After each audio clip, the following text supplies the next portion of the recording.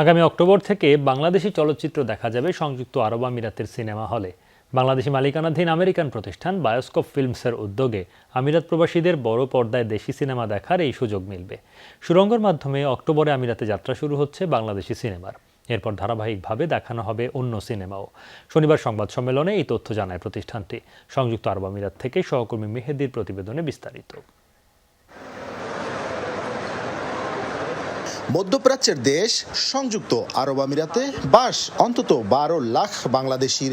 কয়েক যুগ ধরেই দেশটিতে রয়েছে বাংলাদেশিদের পদচারণা। বিপুল এই প্রবাসীদের বিনোদনের কথা মাথায় রেখে আর দেশের সিনেমাকে আরও এগিয়ে নিতে আমিরাতে বাংলাদেশি সিনেমা প্রদর্শনের উদ্যোগ নেওয়া হয়েছে।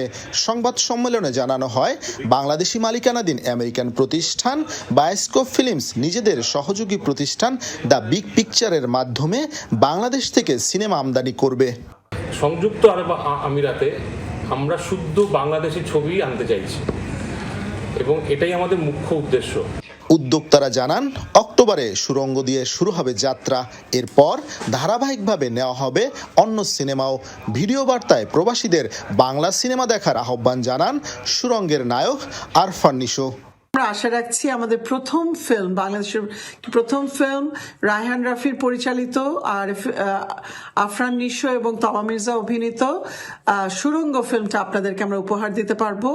আশা করছি নেক্সট 2 সপ্তাহের মধ্যেই অক্টোবর মাসেই রিলিজ পাবে। এখানে অনেক দূর থেকে স্বজন পরিজন ছেড়ে আমাদের প্রবাসী ভাইরা এখানে কাজ করছেন। তারা যদি একটু বিনোদনের সুযোগ পান, তারা যদি নতুন নতুন ছবি দেখবার একটা আকাঙ্ক্ষার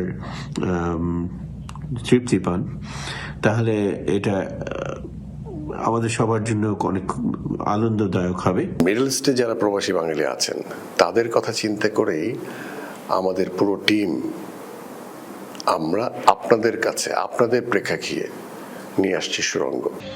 সংবাদ সম্মেলনে উপস্থিত ছিলেন দ্য বিগ পিকচারের ব্যবস্থাপনা পরিচালক পিবি সুনীল ও পরিচালক রাহুল কাপুর। জানান, বাংলাদেশের সাথে মিল রেখে একই দিনে আমিরাতেও সিনেমা মুক্তি দেওয়া হবে। মেহেদি, যমুনা নিউজ, সংযুক্ত আরব আমিরাত।